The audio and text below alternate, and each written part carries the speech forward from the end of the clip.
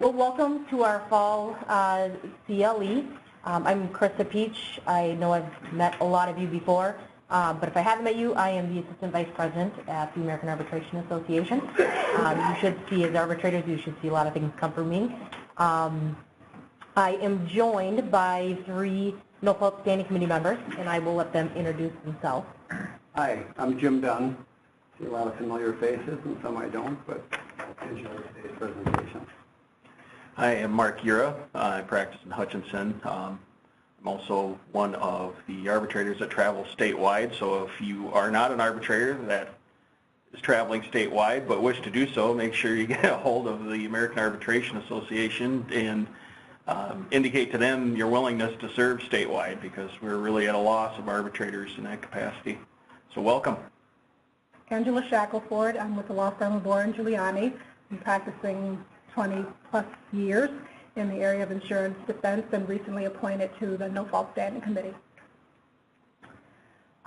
Well, I do want to cover a few housekeeping items. Before that, I just want to thank Mitchell Hamlin for hosting us today. We appreciate that. Again, change of scenery is nice, and we appreciate them helping with our challenges with the technology. But as far as housekeeping items, for those of you on the phone, your lines are muted, and we will open them up at the end of each section to allow you to ask some questions. There is also a chat feature that you can utilize to ask questions as well. As for credit, so we are applying for general Minnesota CLE credit, which will satisfy the Rule 10 requirements under the no-fault rules. We also have confirmation that these seminars satisfy the continuing education for Rule 114. So you can use those for Rule 114 as well. So with that, once we have the event codes, I will email them out to all of you. If you do want to search them on your own, you're welcome to do that, but you do need to search under West Legal Education, because they're the ones who technically file and sponsor them. I know we ran into some hiccups last time because people were searching for the AAA as a sponsor, but they do it on our behalf. So if you want to search for them, feel free, but otherwise please know that I will send out an email to everyone once we have the event codes. Last thing I just want to point out is that recertification for 2019 will begin on Monday, November 19th. The process will be similar to last year. We do encourage you not to wait until December 31st, but again, you will have until December 31st.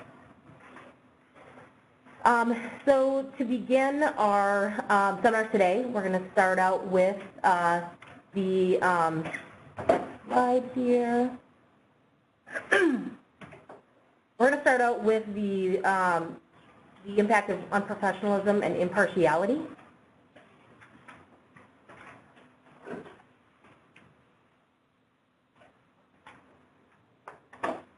Once again, trying to figure out technology.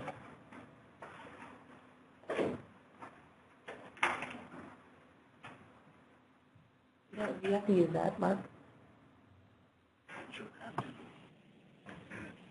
Krista, if you hover over on the left-hand side of the screen, oh, you've got it. I got it.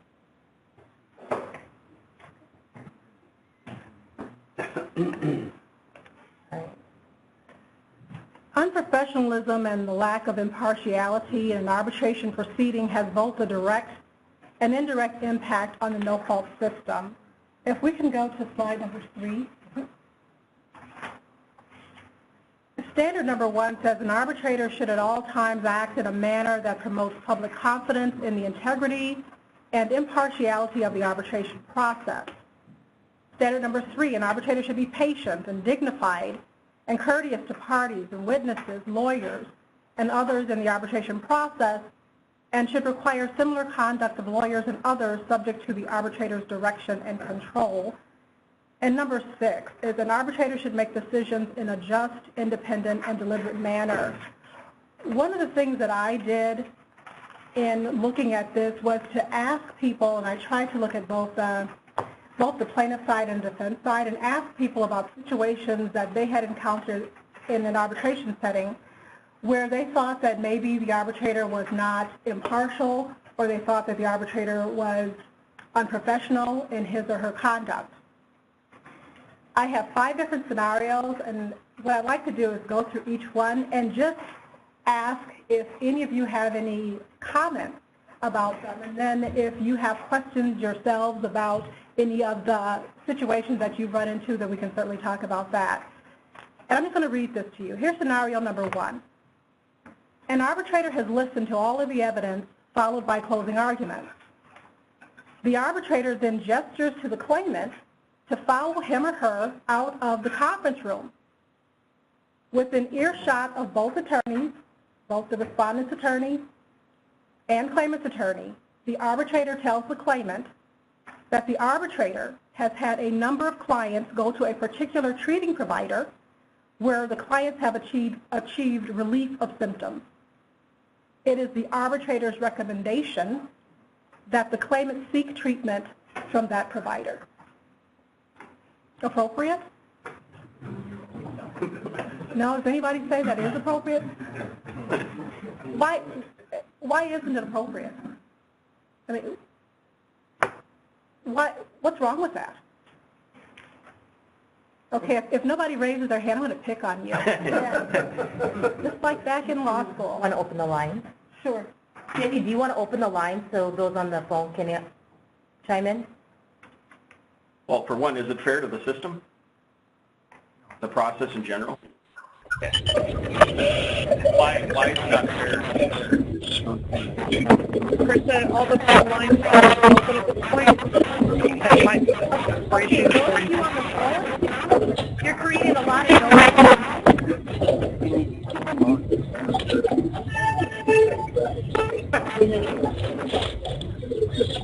Does anyone on the phone want to join in? They are.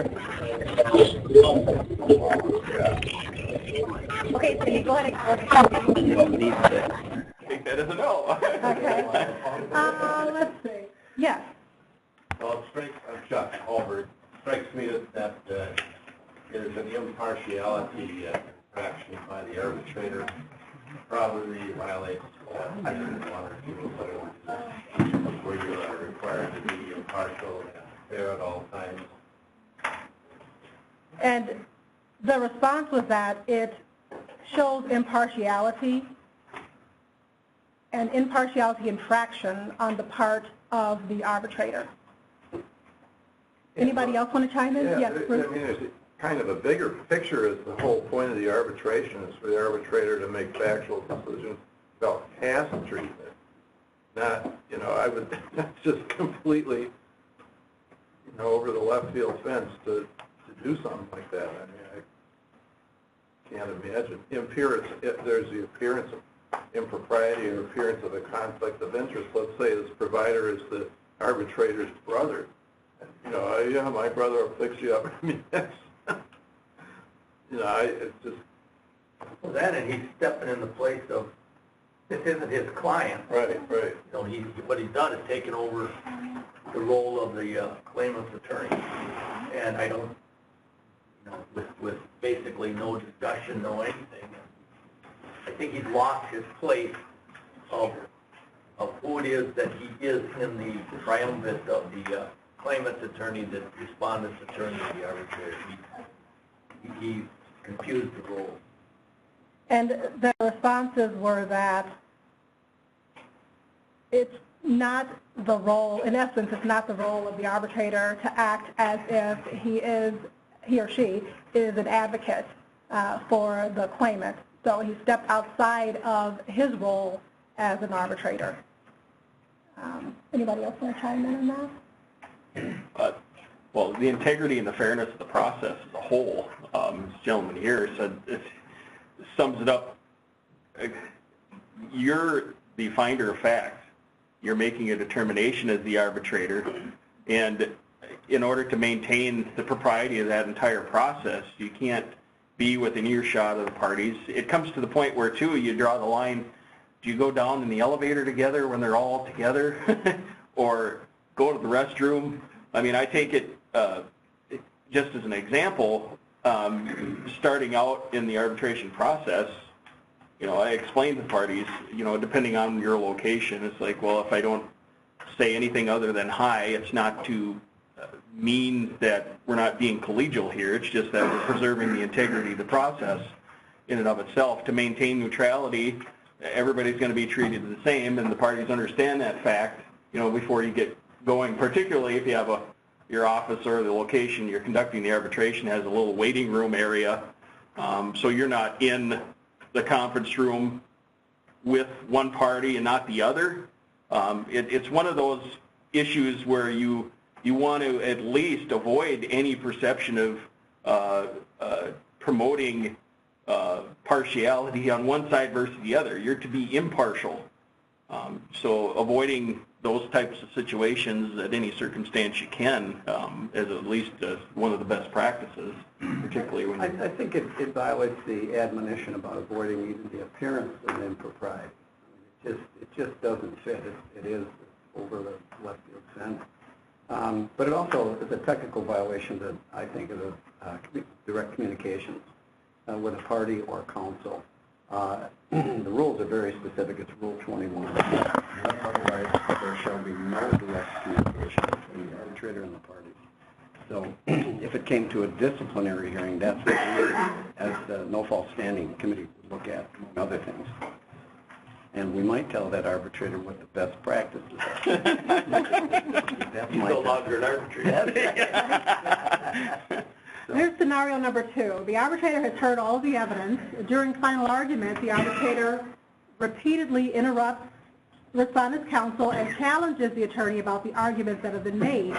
Once the final argument is given by respondent's counsel, claimant's counsel comments to the arbitrator, well, I do not need to give a final argument because you have made all of my arguments for me. Comments? Anybody want to chime in on that? What's wrong with that situation? Bob?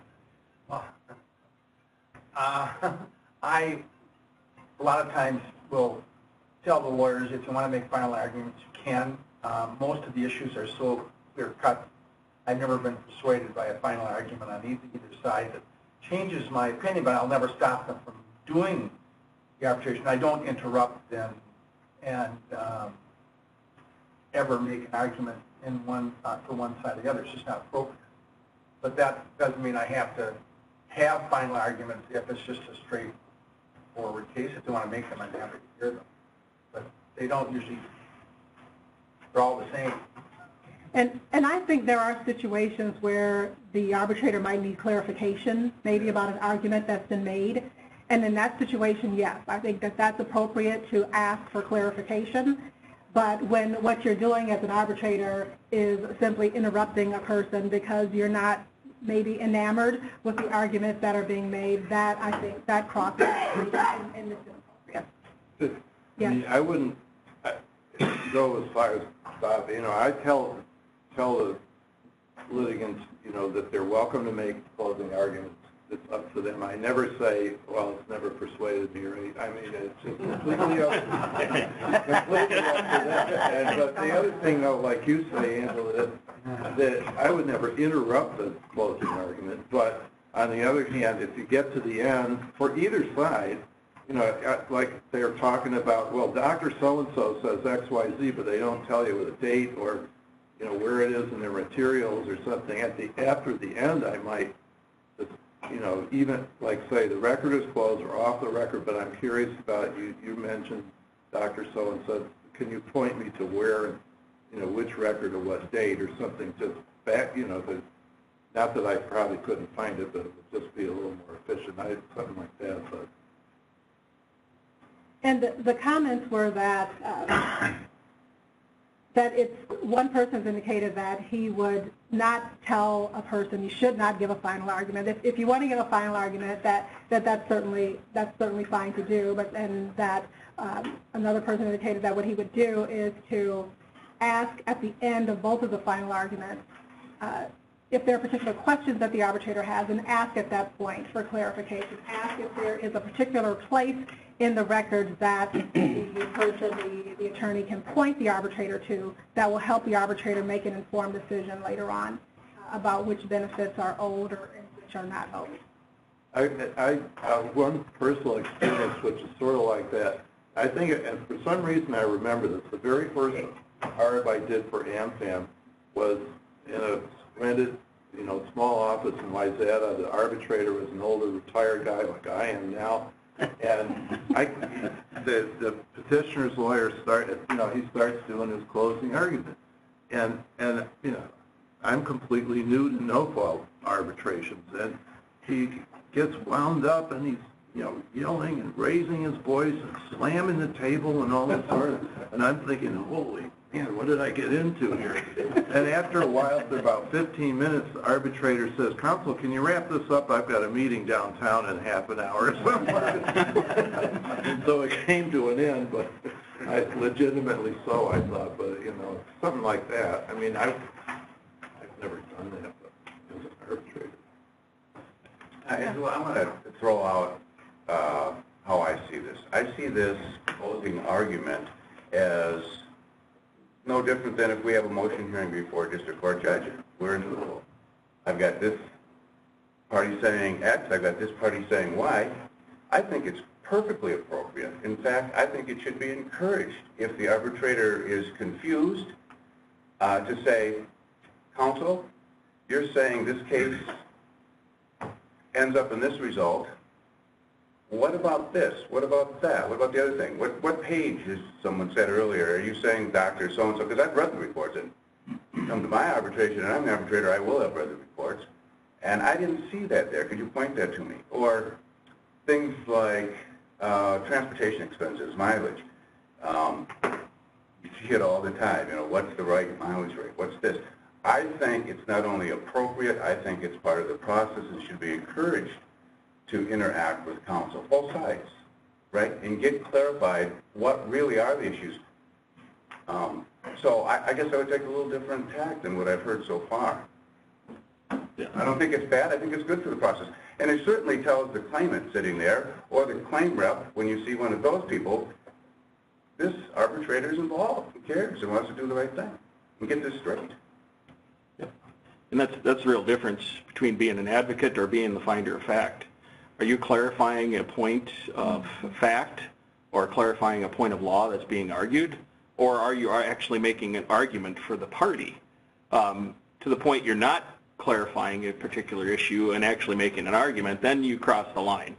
If you need additional information, whether it's a point of fact that's been brought up in the party's materials, I mean, how often have we in this room and those that are on the phone been presented with materials on the day of the arbitration hearing, and you, as you're sifting through, as the process is going on, you're undoubtedly will have questions on that information.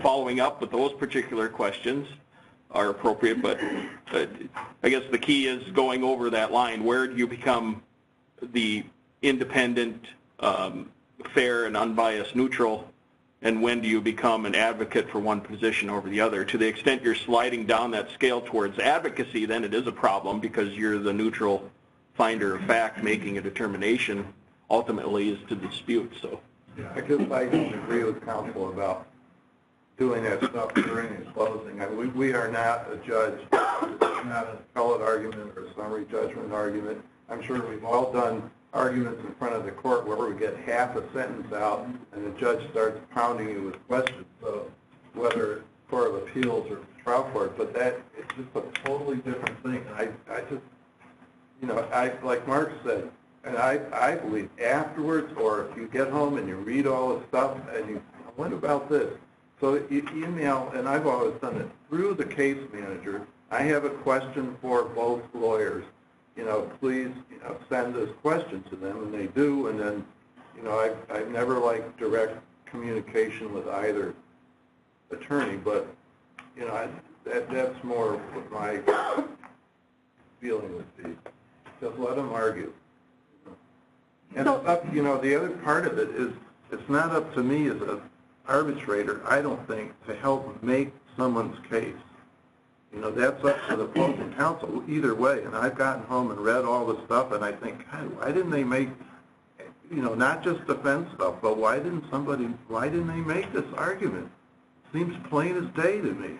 But that's not our job, I don't think. Well, I think there's a difference. I think you're talking about, he's talking about clarifying. Yeah, I think that's absolutely appropriate. I often ask when they give sometimes people make a mistake on their birth dates or whatever, you know. I mean, I think it's appropriate to clarify factual issues.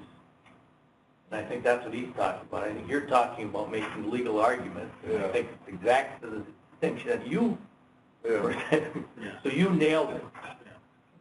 Well, the other issue is, too, going off what Bruce had suggested, is the fairness of the process itself. To the extent you deny a party an opportunity to make an opening statement, for example, that bears itself on your perception as being a neutral. Every party should be provided a full and fair opportunity to be heard. It's the claimant's and the respondent's arbitration process, not yours as the arbitrator. So when they present the evidence, I mean, the parties can certainly waive opening statements if they want to. I don't recommend it, but if they want to, that's their prerogative. You offer it. You don't say, I'm not gonna hear opening statements. Remember, it's their arbitration proceeding, and you're the fact finder sitting in the seat analogous to a district court judge conducting a bench trial. You're making the determinations of fact, applying the law to the facts, and you know, conducting it in that neutral fashion just to preserve the integrity of the process. And I think we have to be careful with arbitrators too, because I know I just had an arbitration recently, just last Friday, where there was it was a minimal impact accident, I'll put it that way, and I introduced photographs showing the damage to the claimant's vehicle. There were no other photographs to be shown. I didn't have anything other than that. And the arbitrator took it upon himself to ask, after I finished my cross-examination, to ask the claimant about the damage to the vehicle that had rear-ended his vehicle. I thought that was inappropriate. I thought that was over the line. In my opinion, that's the type of testimony that needs to be elicited by the claimant's attorney, not by the arbitrator. In my mind, that's over the line. And so I think you just have to be careful as an arbitrator what type of information you're asking for. Are you, as several people have said here, asking for information for clarification purposes, or have you put on your advocacy hat, whether that's as a respondent's counsel or claimant's counsel, and now you're taking on a different role? Yes. Yeah, I think it's appropriate to let them make their arguments. My question is it appropriate for the arbitrator at the close of the evidence and before final argument to ask the respective attorneys to address a particular issue? And the question is whether or not it's appropriate at the end of the evidence, at the end of the final argument, or at the end of the evidence? At the end of evidence before final argument, asking the attorneys to address a particular issue that was an arbitrator or make it a decision. So the question is it appropriate at the end of the presentation of the evidence to ask the attorneys, either one or both of the attorneys, to address a particular issue? That's the question that's been raised. And I would say, yes, it is. I think that if there is information that you as an arbitrator need in order to make a fair and impartial decision, and you don't feel as if you have that information, then I think that that's appropriate. How is that different than what you just said? Where the arbitrator asked for factual information about the other vehicle? Because I think that that's crossing the line. I think that you're getting into the advocacy role at that point. I think that if it's a situation like that one where the claimant's attorney has not brought up that, it has not indicated that, you know, I know that the other side is indicating to you that this is a minimal impact accident, however, it's really not, and this is why. That's one thing to me when the other side addresses something that the other side has brought up. Then if you want to address that, fine. But I just see that as being very different. I think that the arbitrator at that point, by asking that question, has taken on an issue that was not his to take on. If the arbitrator, in my opinion, if the arbitrator needs resolution of a particular factual question in order to reach a determination on a particular issue of fact, then absolutely you as the arbitrator have a right to ask that particular question. Because otherwise, Otherwise, your decision's in a vacuum. If you don't have all of the information in front of you that at least is relevant, at least brought up and made a determination in the process itself that's presented, you know, it's the difference between outright asking a question for the sake of asking a question or asking a question for point of clarification so you can issue a ruling on what evidence has been presented. There is a difference there, and it's a sliding scale just like before. Where do you become an advocate, and where are you sitting in determination as a finder of fact? If you need resolution of a factual issue and you absolutely need clarification of it in order to make that determination, then absolutely that's a question for fair game, because otherwise you can't resolve that particular issue. So where do you come down on the Angela issue? If the evidence itself, if, for instance, if that issue were in front of me and there were photographs and it was discussed during direct or cross-examination and I had a need to clarify it because it was actually part of the party's presentation, then I'd follow up with it. If that evidence didn't exist in either party's submissions and therefore wasn't in front of me, that's where the scale flips over to the fact that you're drawing extraneous information into an evidentiary proceeding that shouldn't otherwise be there. Again, it's not your burden as the fact finder, as an arbitrator, to present a claimant's case or affirmative defenses on the part of the respondent. Your job is to make a determination based on the evidence that's submitted in front of you. And if the evidence, whether it's in the statement of case or the exhibits that are offered by the parties, raise that particular issue, both in the exhibits and the testimony that's given, then I believe it's fair game. So her arbitrator was not over the line, in your view? Well, I don't know he wouldn't be over in my instance, it wouldn't be over the line if the photographs were there and it was raised in the hearing itself. I mean, that has a tendency to hinge a lot on the context of the hearing itself. You know, Angela, you don't want him as your arbitrator.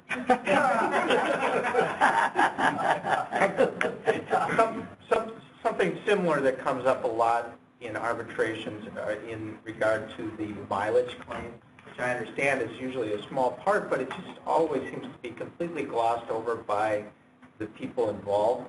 And I had one recently where it seemed that the chiropractic office was sending someone to pick up the client, you know, in which case, obviously the claimant couldn't get reimbursement, but, I mean, is it inappropriate in that situation for me to ask? Well, you know, because nobody raised it, and so I asked, who gave you a ride to the clinic, and is that person employed with the clinic? It's sort of the same question, I think. I was just trying to clarify that, because obviously, you know, if I'm going to award mileage, then I wouldn't want to do that if they didn't actually incur the expense. Yep, and that's where you have to have a factual basis for the determinations that you're ruling on. I mean, and that's where, again, I mean, it hinges on the evidence presented. It hinges on what your intent is. Are you intending on making an argument, or are you actually asking a particular question to clarify a point of evidence that you don't know? Because you can't deny or rule on a particular claim if you don't have all the facts. And if you are doing that, then you're doing it inappropriately. You have to have all the information in front of you in order to make a well-reasoned decision based on the facts that are presented. Before we get to your question in the back, was the mileage claim actually presented? Yes. Okay. Because what often happens is the paralegal will add up how many times they went, figure out the number or the distance, and then it's just there. But almost never is there any testimony about the mileage claim in the hearings. Okay. So you're saying there was an instance where a mileage claim actually was presented, at least in the books. Right. But there was no testimony concerning it. Which is almost in every case what happens. And what you were doing as the arbitrator is trying to find out what the basis for the mileage claim was. Well, and in this situation, because it happened last week, was because the claimant had said something about getting a ride to the clinic by someone who did the interpreting for her. And I just wanted to find out, was that someone that worked for the clinic that gave her a ride, or was it someone unrelated to the clinic, in which case may give rise to the reimbursement of the claim. So I don't know, I felt like it was, I didn't have the information. I didn't do it in an argument, I guess, but if from the claimant's perspective, I guess they could say, gosh, since the respondent didn't bring that up, why are you bringing that up? I'd agree with that. I don't think it's our job to, once the evidence is presented, it is true unless somebody cross-examines it or shows it. It's not our job to do that. I think it's the failure of the respondent not to ask those questions. And I think it goes to the issue of the burden of proof. Right. Have they sustained the burden of proof? Personally, there are many times I'm dying to know the answer to that question. Sometimes I know it because I've been involved in cases either as a lawyer or as an arbitrator with that particular clinic or outfit, and I'm suspecting that maybe they did or didn't. But I think you have to leave it up to the parties. It's their advocacy. If they fall short and they haven't proven it to you, then they came up short on the... Well, I think in that situation, the claimant provided the initial proof, met the initial burden, and the respondent didn't even address it. So, but at the same time, if I kind of in my mind know that it was the clinic that sent a driver out there and I'm awarding... But how did you know in your mind that it was the clinic? Well, I mean, she said something. It was somebody there that interpreted, but it wasn't, I guess it wasn't clear to me whether that person actually worked for the clinic or not. It's a difficult balance because most of us are advocates in our own right. Then you put on the arbitrator hat, and there's a lot of questions you would love to hear asked or responses to them, and it's so hard. It's kind of a laissez-faire idea when the parties try their case, and if they made the burden, they did. If they didn't, they didn't. Yeah, somebody in back is chomping at the bit. The global macro view of this is really happens frequently. If, for example, you got an unrepresented party on one side or the other, or a new lawyer, your job as a neutral is not to try the case for one side or the other. It's not to supplement the inadequacy or lack of knowledge and experience from one side or the other. And it's a very slippery slope when you ask questions, because there's suggestive of areas where, when you ask them, where the other side may jump on it and say, oh yeah, I didn't know that. I think if the evidence is before you, make a decision based on the evidence. Sometimes the question's appropriate, but for the most part, you've got to really be careful that you don't end up being an advocate for one side or the other just by virtue of the question you ask. And the comment is that you have to be careful as an arbitrator when you're asking questions, whether that's a question that you ask leads to the impression that you're acting as an advocate and not in your role as an arbitrator. Well, Angela, what do you do? I had a case a few months ago maybe where one of the claims was a prescription for, as it turned out, I found the prescription in materials for a 30-day supply of a pain medication filled by a pharmacy in Florida for $970. Now, I know what the statute says, and the statute says they have to give you the evidence that they went through some formula for, I read the statute before I heard the case, so I don't remember what it said now, but that was the amendment back a few years ago on these drugs that get prescribed out of state for 50 times what the prescription rate is. I don't think that's a violation for me to say, show me that this was done. You're talking about pre-approval for the compounded drug? Yeah. I mean, $970, and they weren't even compounded drug, they were just a prescription for a pain medication. And the comment is that there's an individual here who had an arbitration recently where there was a claim for a compound drug, and no information was provided under the statute, 65B.44. There's the obligation to present certain information regarding that, regarding the drug, and there has to be pre-approval for it, and none of that information was provided. And so then the question is, well, can I, as an arbitrator, then ask for that information? Right? If I know this, if I know that that's what the statute says, then can I ask that one side or the other, produce the information that will allow me as an arbitrator to make a decision about whether or not awarding that is something that I should do. What do you do with that? Have they failed in their burden of proof at that point? I would say yes. I would say yes. The question is, have they failed in their burden of proof at that point? Right. Just Yes. going back to the car, I mean, if they don't testify, but if they incur the expense, they haven't met their burden of proof. And it's not my duty to go back in and say, well, did you drive your car, or did your cousin give you a ride? I mean, that's not my responsibility. That's their responsibility to establish the basis for the mileage claim. Or in the instance of drugs, they're still responsible. I mean, there's a question that the drug has got to be reasonable and necessary. And if they don't provide that information, it's not my spot to go back in and try and entice them to give me the proof that is necessary to establish that fact. Well, I think this is a little bit different because those specific types of drugs that are mentioned in the statute, generally the bill is in front of you. So there is some proof that it was incurred, right? Just like any other bill from any other clinic. You go to the hospital, you get an ambulance, anything else. The bill's in front of you. The question, I think, on these is there's a requirement for pre-approval. Right. And I think asking the question, do you have evidence in your book that you sought pre-approval, it's just the same as asking if it's pointed out. Can you point out this evidence in your book? I don't think that's inappropriate to ask if that evidence is there. So you can see it. Well, based on the drug prescribed, I was pretty sure it wasn't a $970 drug. Okay, I'm not going to award $970 for a 30-day supply of a pain medication.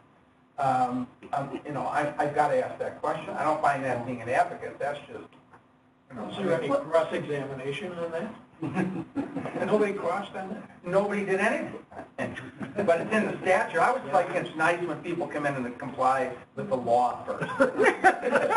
Call me crazy, but that's, I think if you know the law and they come in and they're not complying with it, I'm going to ask about it. You're so picky, Bob. And the comment is that if there's a law, and obviously we have plenty of them to look at, then your obligation is to comply with the law. And what's being indicated here is that if there has not been compliance or evidence of compliance with the law, then the arbitrator is not going to award that.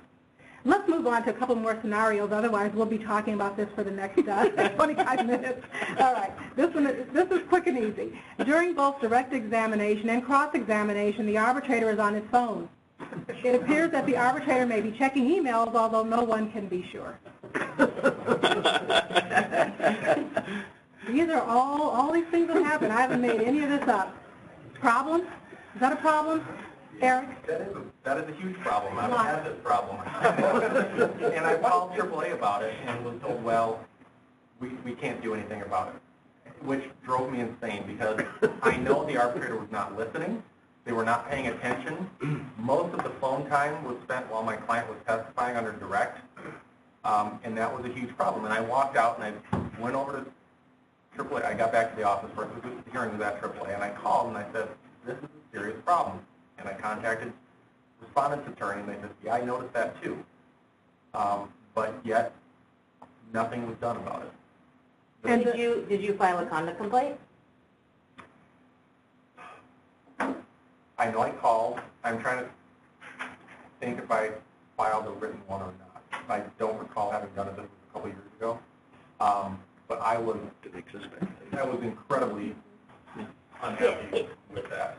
And so the route you're going to want to go to is filing a conduct complaint, because the AAA, we can't essentially slap arbitrators in the hand, or we can't discipline no-fault arbitrators. That we don't have the authority to do that. If you file a conduct complaint, then it goes to the standing committee, who does have the authority to address those issues. So when you are running into issues, we do encourage you, to certainly file conduct complaints, because that behavior is not going to change unless it's raised. So. Yes, in the back. Krista, you can snap at the arbitrator and tell him you're out of line if you're not listening to my testimony. Yeah, you can. But this one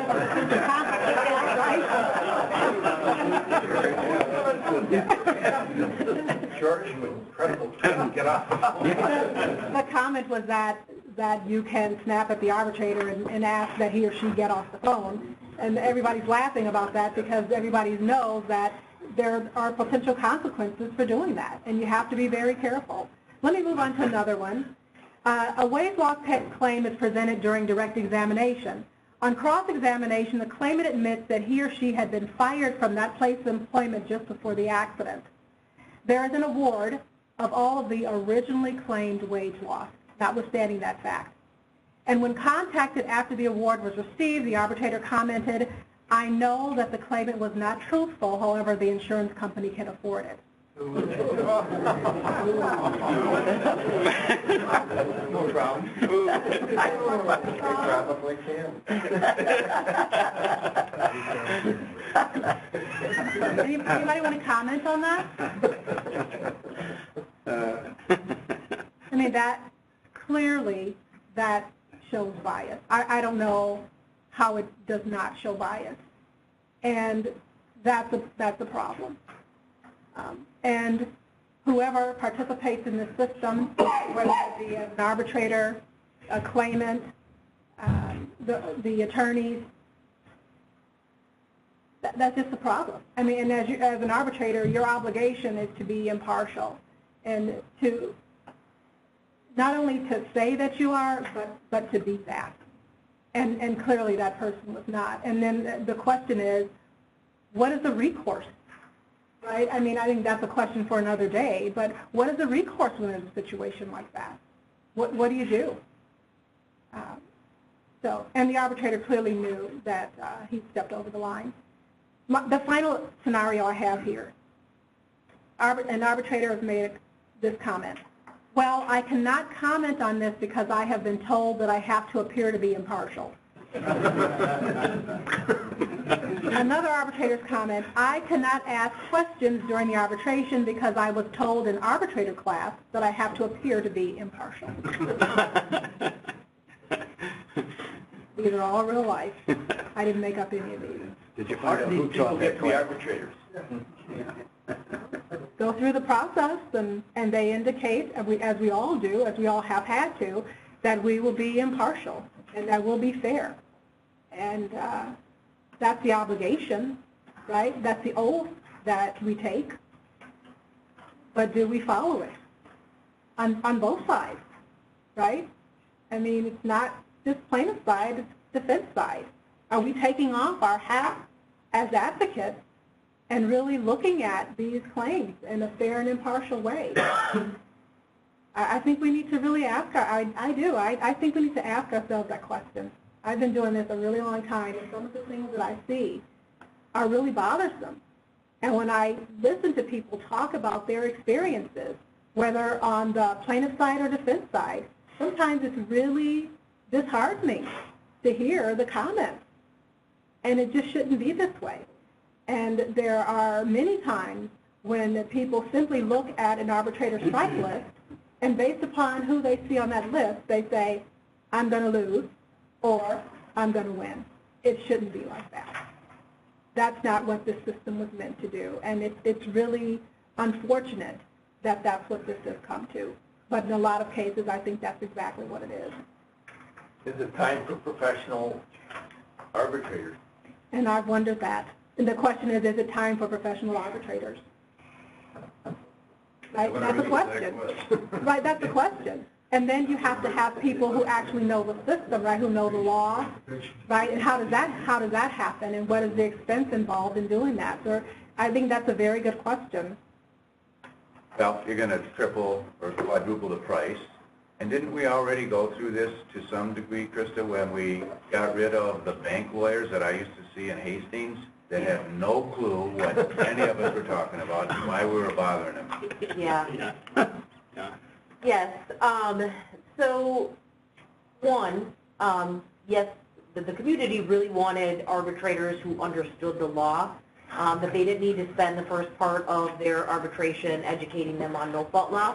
I think the difference with the professional panel is that is what their job is. So we do in New York, our New York no-fault program, they do have a professional panel. So they have, 30 people, and it's their job to hear you know, no-fault cases. Now, granted, out in New York, they have like 300,000 cases. So this clearly can sustain, you know, a profession. But, yeah, I mean, a professional panel, the expectation is you have a certain number of arbitrators, and that's their profession, is to hear no fault. So I think you don't run necessarily into the issue of they're not educated. They're not going to be the bank lawyers who are coming in on the fly, listening to something quickly, and, you know, back to their day job. But there could be different variations of what a professional panel means as well. It's something that I know has come up with the standing committee over the years, not recently, but it certainly is another avenue to look at. But that also comes with challenges as well. But we've already shrunk the number. We've already imposed the 3 no-fault CLE credits per year to try to professionalize it, trying to get them to know the law better, right? So I think Angela's point is well taken, and we are, I think, making headway on that point. I hope we are. Right. The comment was we've added the CLEs. You know, we've done a lot of things to try to make a more professional panel. I think you're right, you know, and that's really been the standing committee's goal and the AAA's goal over the last several years is to really bring more trust into the system. You know, it's an ongoing thing, and we're hoping that by adding these CLEs and we're adding, you know, more of these conversations that's happening. So we should probably move on. I'm going to go over this next slide very, very briefly because we did start late, because there are a few things that I do want to cover yet in the last few minutes. So as I mentioned, really to deal with arbitrator conduct issues is through filing a conduct complaint. There is a formal process for it, a formal piece of paper that you fill out. What happens then is it goes to the standing committee. They designate a investigative committee. They will meet with, you know, certainly the person who filed the complaint. They may reach out to opposing counsel depending on what the complaint is about, and certainly the arbitrator, so it is not anonymous. From there on out, the investigative subcommittee will make a recommendation to the full committee. Now, in 2000, I believe it was 2017, the Minnesota Supreme Court added the standards of conduct to the rules as an appendix. And within the standards of conduct, there is enforcement procedures. So that if the committee finds that you did violate these standards, there are some pre-prescribed sanctions that the committee can, again, essentially levy against you. So, you know, with the exception of a few, there is an opportunity to address the standing committee, and typically if the recommendation is to be suspended, whether the recommendation is public reprimand or removed from the panel, you will have an opportunity to address the committee before they deliberate and vote. But otherwise, generally, you don't necessarily have the right to come to the committee and state your case why you shouldn't receive a private reprimand. Confidentiality, it is a confidential process. I understand, obviously, the person filing the complaint knows, you know, and there's nothing that we can do to prevent an arbitrator or the parties from going out and speaking about the conduct. You know, it is confidential, and we do remind you that when you file a conduct complaint, and as the arbitrator, we remind you of that, but, you know, there's nothing we can do to prevent it, but we do encourage it. So what is the purpose of the standards of conduct and why? I think it is exactly why we're talking, everything we're talking about. We are trying to make, you know, a very professional panel. We're trying to, you know, reinstill trust into the no-fault system. So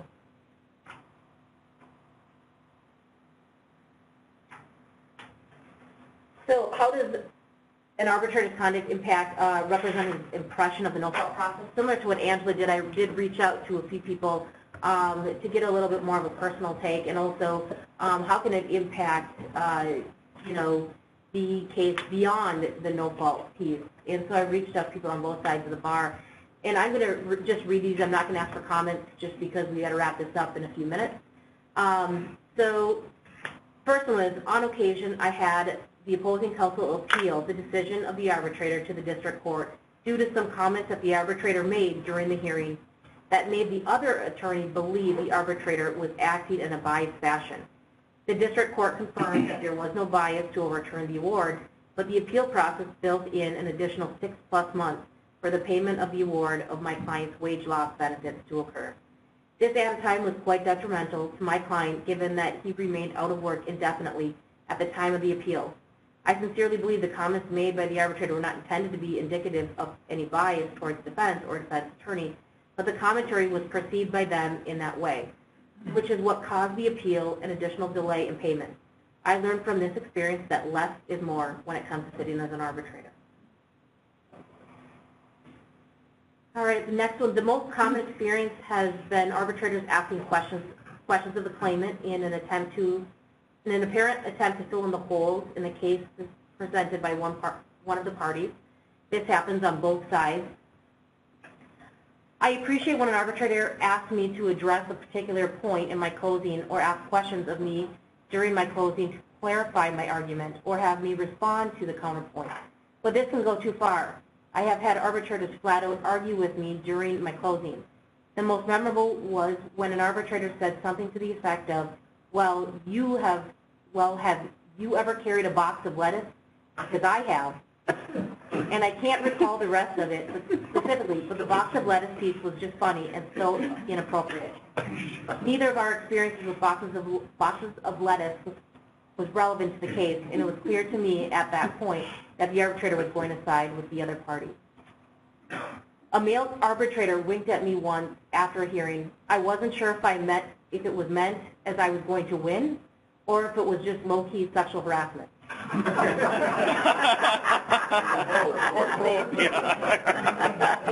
She lost.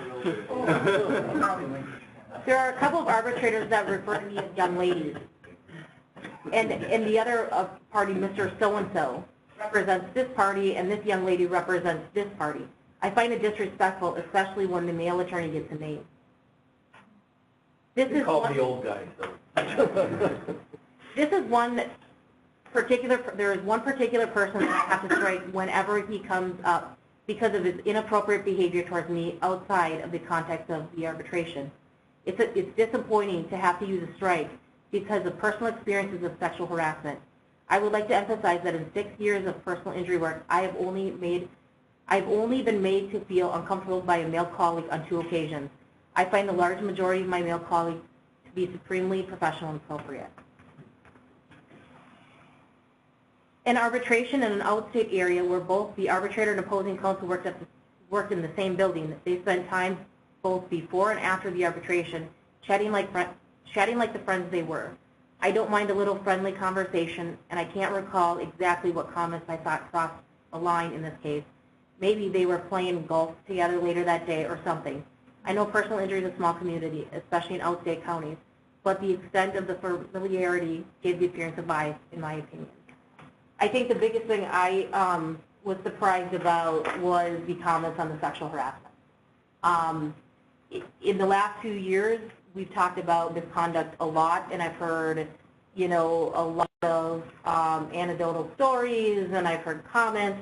This is the first time I've reached out to people and said, hey, what are your experiences, what are your impressions? And that people have come back and said, I am seeing things happening that appear to be sexual harassment, or they feel like it's sexual harassment. And that's certainly a concern for myself, and it's going to be a concern for the standing committee. So, final question. Quick question. What's the composition, male, female, of the panel? I look around the room and I think we counted 2 females. So that's a concern. Right. So the question is, what's the composition of the panel, male versus female? Actually, we have a very small percent of females in diversity in general. So it's about, I can't remember what it is right now, but at the last number I saw it was maybe 17% is diverse. That includes women and anyone of color.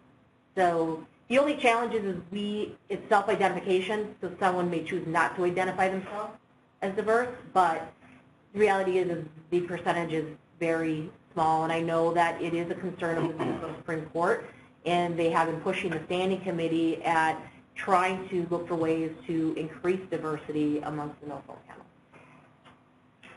All right, so that's going to conclude the last section. I will, Cindy, can you briefly open up the lines in case anyone on the phone has any questions or comments? Krista, we did receive a couple of questions through chat, so okay.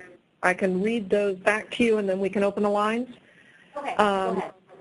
So earlier on in the presentation, a question came in that says, allowing those questions, though, generally leads to an arbitrator asking for information so that they can rule how they want to rule and not truly for information gathering.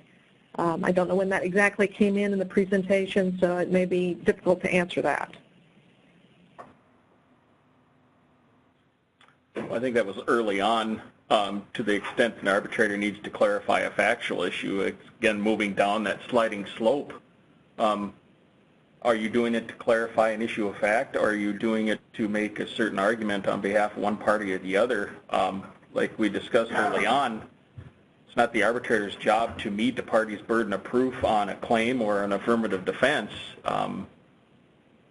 The question's simply to clarify a factual issue, and if it goes beyond that, then it's inappropriate. At least that's my I agree. my point. I agree. Okay, Krista, I have one more. Oh, okay. Okay, go ahead. Go ahead, Cindy. One more question. It says, can arbitrators review the feedback provided by counsel to the AAA on the arbitrator's performance as an arbitrator? This asker says if they're blind to something that raises concerns with other attorneys, they'd like to know so they can improve their skills. Yeah, I think that's certainly something we can explore. You know, we can send out surveys. I can't promise you how well, you know, that stuff is going to be returned by counsel. But yeah, we can certainly explore that, and I'm happy to, you know, work with the committee too to see how we can implement that if arbitrators would find that of value. Okay, that's all the questions that we received by chat.